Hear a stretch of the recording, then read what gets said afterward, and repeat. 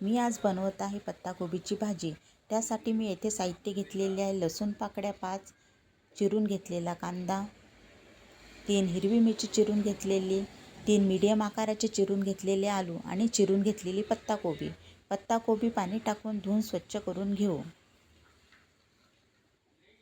Gas चालू करून कढईमध्ये 25 ग्रॅम तेल टाकून गरम करून घ्यावे. गरम तेलात 1 छोटा चमचा मोहरी, 1 छोटा चमचा जिरं टाकावे. मोहरी जिरं तडतडल्यावर त्यात लसूण बारीक करून घेतलेला टाका.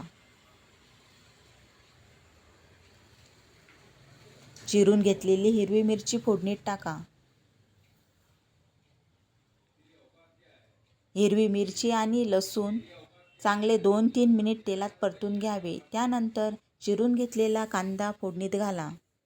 5 मिनिट कांदा चांगला तेलामध्ये परतून घ्यावा.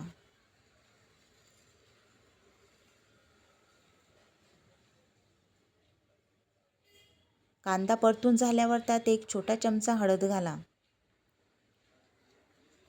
लाल मिरची पावडर चवीनुसार टाका. धनेपूड 1 छोटा चमचा टाका. धनेपूड, लाल मिरची पावडर, हळद सर्व मिक्स करून घ्यावे. नंतर चिरून घेतलेले आलू फोडणीत घाला.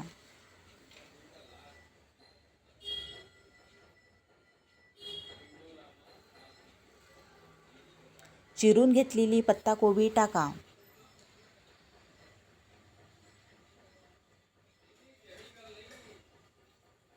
चिरून घेतलेली पत्ताकोबी टाकल्यावर त्यात 1 छोटा चमचा मीठ घाला. मीठ चवीप्रमाणे टाका.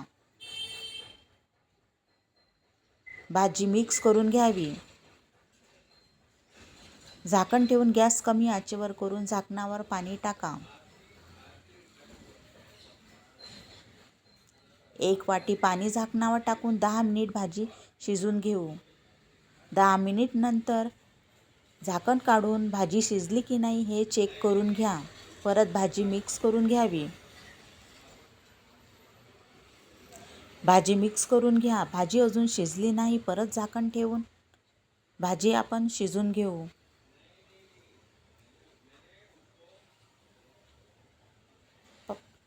5 मिनिट नंतर झाकण काढून घेऊ. भाजी शिजून तयार आहे. भाजीत कोथिंबीर घाला.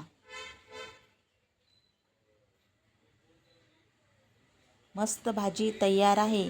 तुम्ही पण बनवून पहा.